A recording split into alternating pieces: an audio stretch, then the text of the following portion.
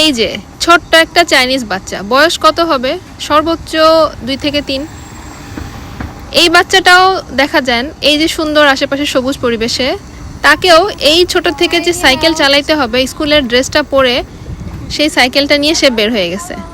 সে জানে যে তাকে এইভাবেই চলতে হবে এবং মা তাকে নিয়ে এসেছে এই বিকালবেলায় এই সুন্দর মনোরম পরিবেশে সাইকেলের প্র্যাকটিস করতে।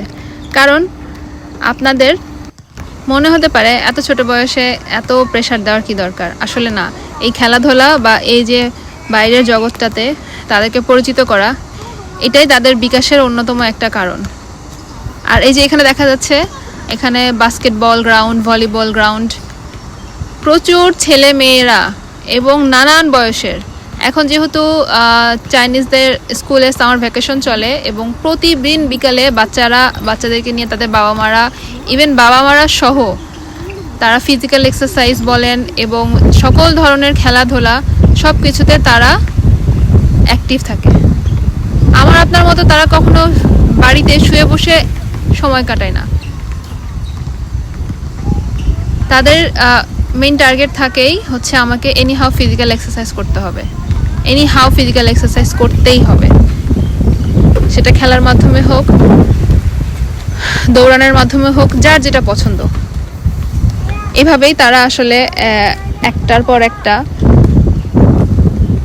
শারীরিকভাবে সুস্থ যদি আপনি না থাকেন, আপনার আসলে কোনো কাজই ভালো লাগবে না।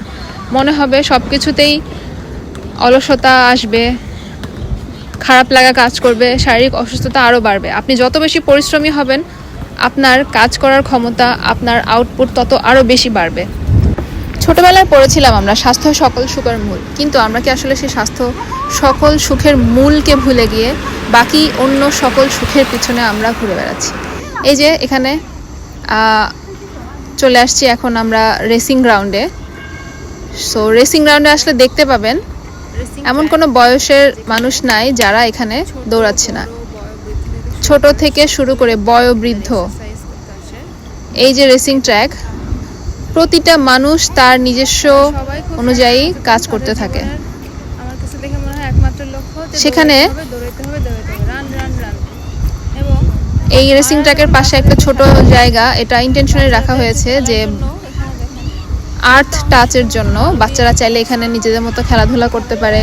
বাবা মারা, যারা গার্জিয়ানরা বাচ্চাদের সাথে আসে, তারা ছোট বাচ্চাদেরকেও এখানে একটা খেলার পরিবেশ করে দেয়, যাতে সেও তার মতো করে সময় কাটাতে পারে, তার বিকাশটা যেন তার মতো করে হয়। এই যে ছোট বাচ্চাটা আমাকে দেখে একটা হাই দিল এবং সম্ভবত আমাকে দেখে খুব অপরিচিত লেগেছে, সে তার মার কাছে চলে গেল। ছোট বড় বাচ্চা সবাই আসে এবং এমনকি 70 বছর বয়সীয় এই আঙ্কেলকেও আমি প্রতিদিন দেখি, সে এখানে নিয়মিত দৌড়ায়।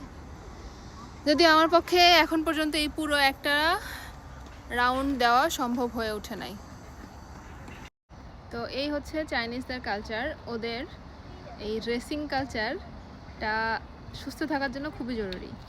এবং আপনি জানলে অবাক হবেন যে ওদের ফিজিক্যাল এডুকেশন নামে আন্ডার গ্রাজুয়েট একটা কোর্স আছে, যেখানে আপনাকে নির্দিষ্ট সংখ্যক স্টেপ কাউন্ট দেখাতে হবে, নির্দিষ্ট সংখ্যক ফিজিক্যাল এক্সারসাইজের মার্কিং দেখাইতে হবে, যেটা আপনি করতে বাধ্য। তো এইভাবে আসলে একটা জাতি সুস্থ সবল জাতিতে পরিণত হয়। আপনি যতই উন্নতি করতে চান, আপনাকে আগে প্রথমত একটা সুস্থ জাতি দরকার। সুস্থ স্বাভাবিক মানুষই পারে একটা জাতিকে উন্নতি চরম শিখরে নিয়ে যেতে।